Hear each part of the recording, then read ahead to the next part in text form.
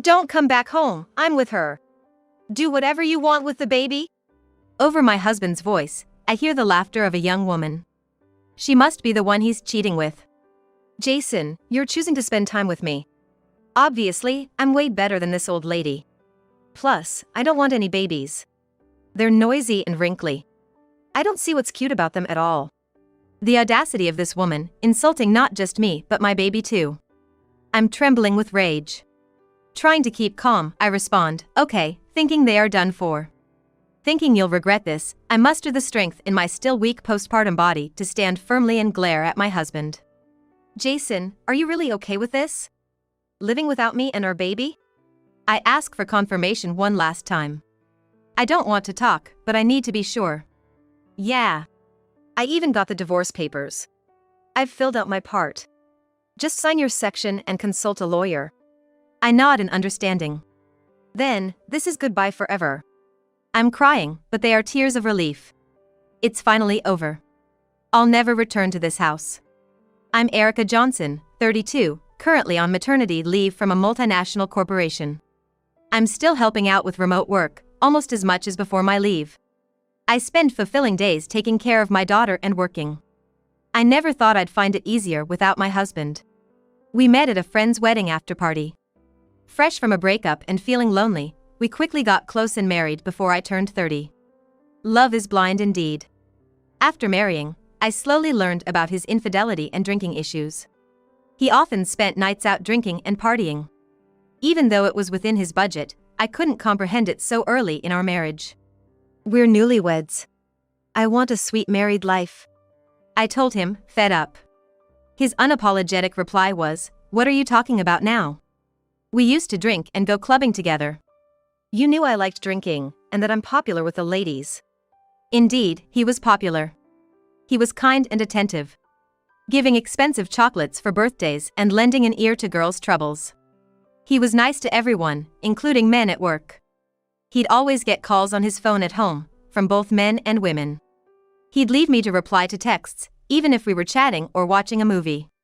I wished he'd at least put his phone on silent when we were together. His constant texting was sigh-inducing. Consequently, people would say things like, "You're lucky to have such a kind husband."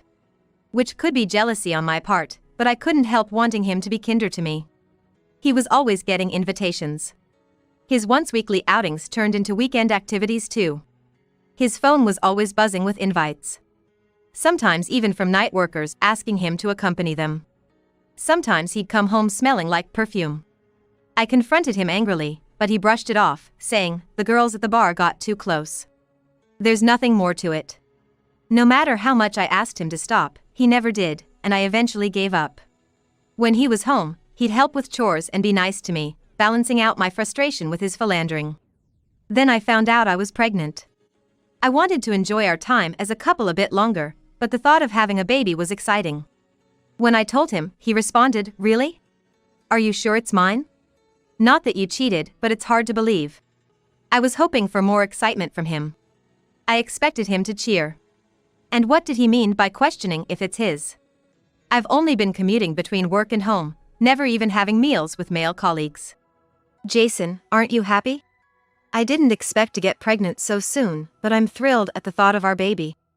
I asked, worried. No, it's just a slip of the tongue. Of course, I'm happy. You're honest, Erica, I know you wouldn't mess around with other guys. He seemed to be hastily covering up his words. It even sounded like he was mocking me for not dating other men. I felt distrustful of my husband's words, but I chose to take his belief in my seriousness as a positive and stopped arguing. A few days later, he seemed to accept my pregnancy, started helping more actively around the house, concerned about my health. I was grateful for his help as I couldn't move as before due to morning sickness. However, he didn't cut back on his nights out at bars and clubs. His lifestyle remained unchanged. I felt a growing gap between us, as he showed no signs of change.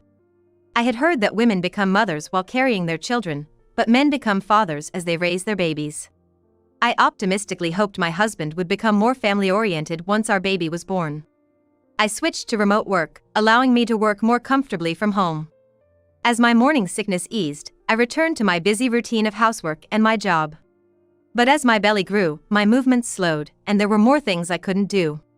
My husband, saying he didn't want to burden me, began going out again. It was nice to prepare just what I liked, but I really wanted to have slow conversations about our coming baby. I didn't want to argue like we did early in our marriage, so I turned a blind eye to the women's perfume and messages on social media. Perhaps I was fooling myself into thinking it was just harmless fun. Always the optimist, I convinced myself that even if he was a playboy now, he would become a good father as our child grew. Looking back, he might have been laughing at my naivety.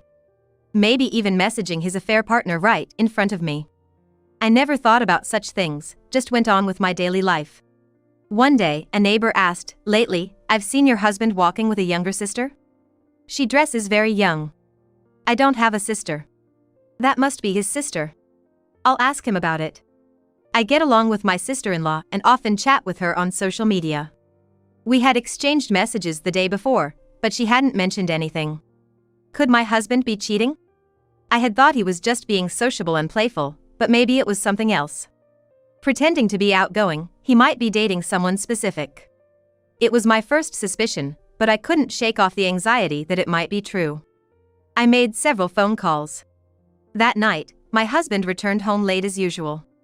Holding back my urge to confront him, I only said, "Our baby will be here soon, try to spend more time at home."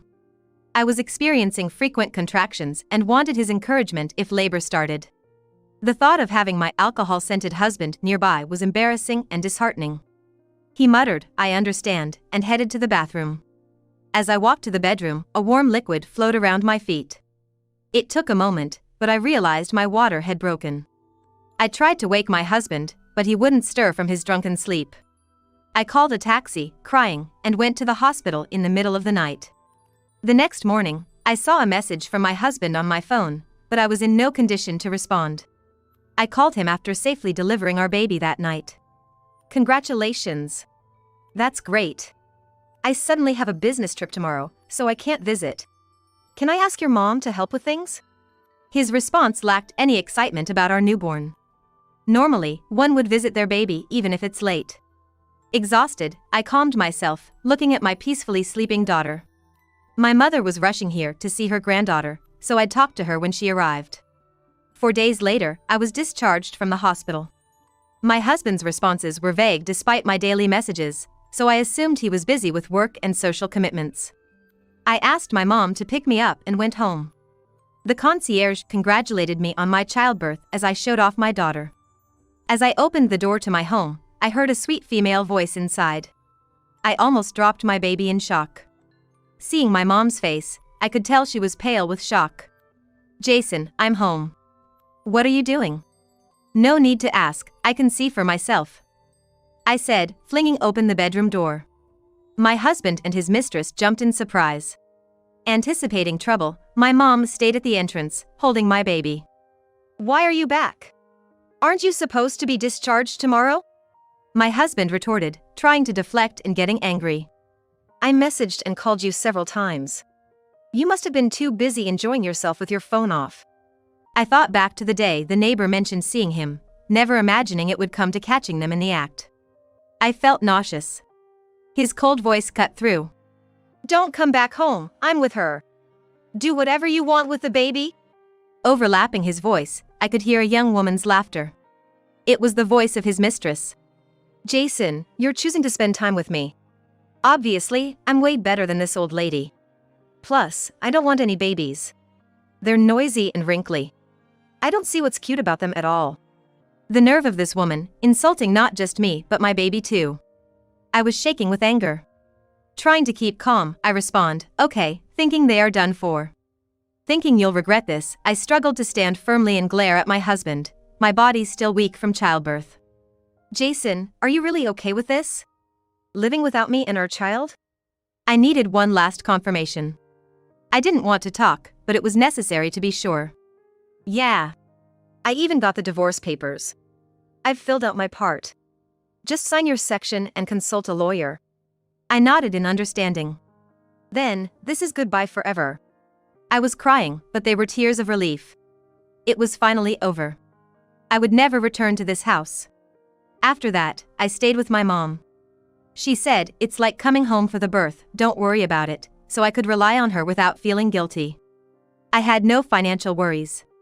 My salary from the company was more than enough, allowing me to take a comfortable maternity leave. My dad was also planning to come soon to see his grandchild. My parents usually live overseas and stay in this house in the States when they have business here. Gradually getting used to taking care of the baby and feeling better, I started the divorce proceedings.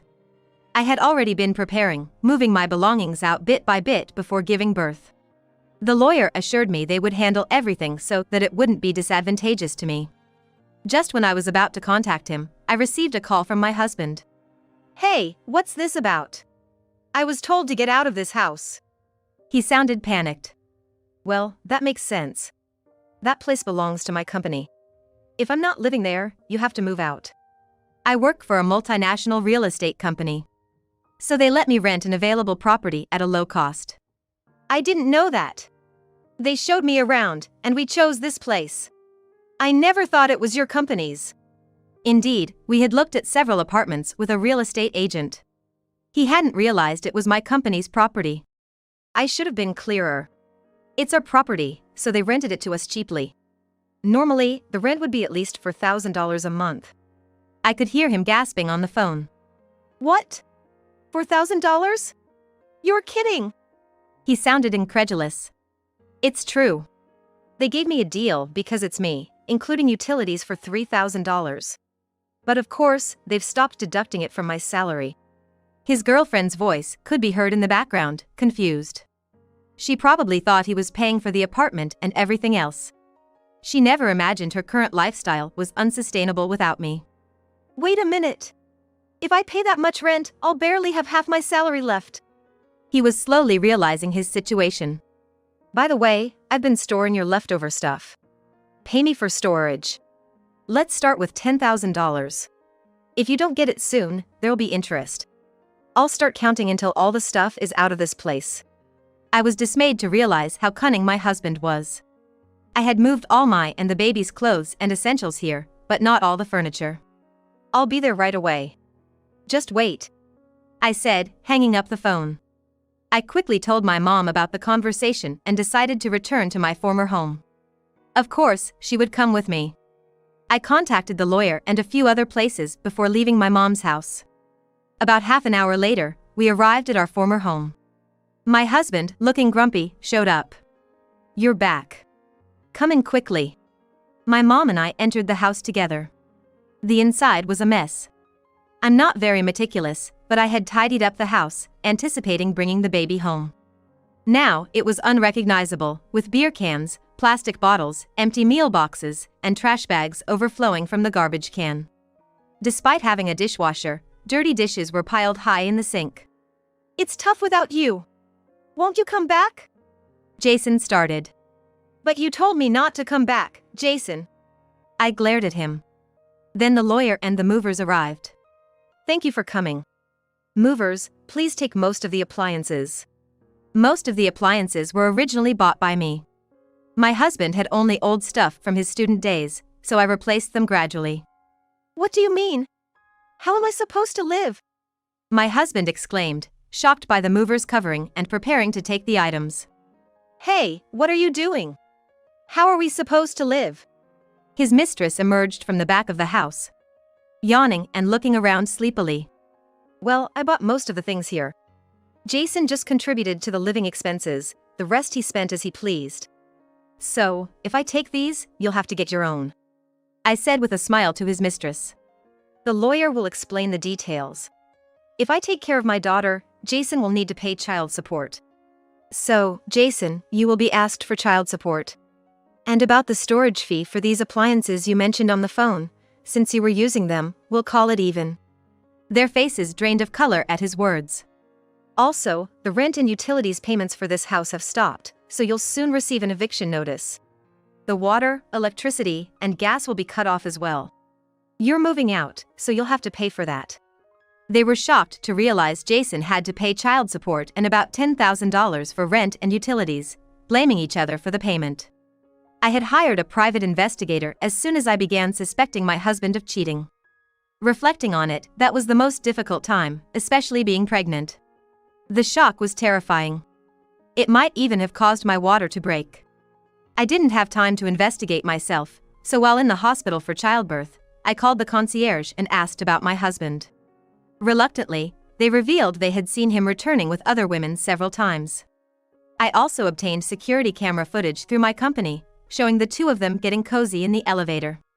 Plus, the investigator provided photos of them entering a hotel. I made sure they couldn't escape. I had been waiting for the right moment to confront my husband, and since he showed his true colors, I decided to deal with them calmly and thoroughly, like today. As my belongings were moved out and Jason and his mistress argued loudly, I sat on the sofa, which would be moved last. Suddenly, the door burst open and a large figure collided with Jason, sending him flying across the room. We were all stunned when he was thrown again. What's going on? Jason stood up, just as this large figure, my father, started shouting loudly. Then my brother entered. Both my father and brother are tall and well-built, almost bear-like. My biological father died in a traffic accident shortly after I was born. My mom, while working hard in real estate, met my current father, a former American football player. They started dating when he flirted with her, and they remarried when I was in middle school. I initially struggled to bond with him, but seeing how much he cared for my mom, I fully supported their marriage. Thus, I have a half-brother. I was happily surprised to see my father and brother since I hadn't seen them since I got married. When my father and brother, with their faces red with anger, started yelling, the intimidation was immense. My husband lost all color in his face, sweating profusely and trembling while listening to them. His mistress tried to sneak out of the house but was caught and brought back by my mother. My husband couldn't get a word in against their yelling. Then my in-laws arrived. Yes, before coming here, I had contacted the lawyer, the movers, and my in-laws. They were unaware of the situation and had been looking forward to seeing their grandchild. When they learned about their son's actions, the joy of meeting their grandchild vanished, replaced by fury. Jason, what on earth are you doing?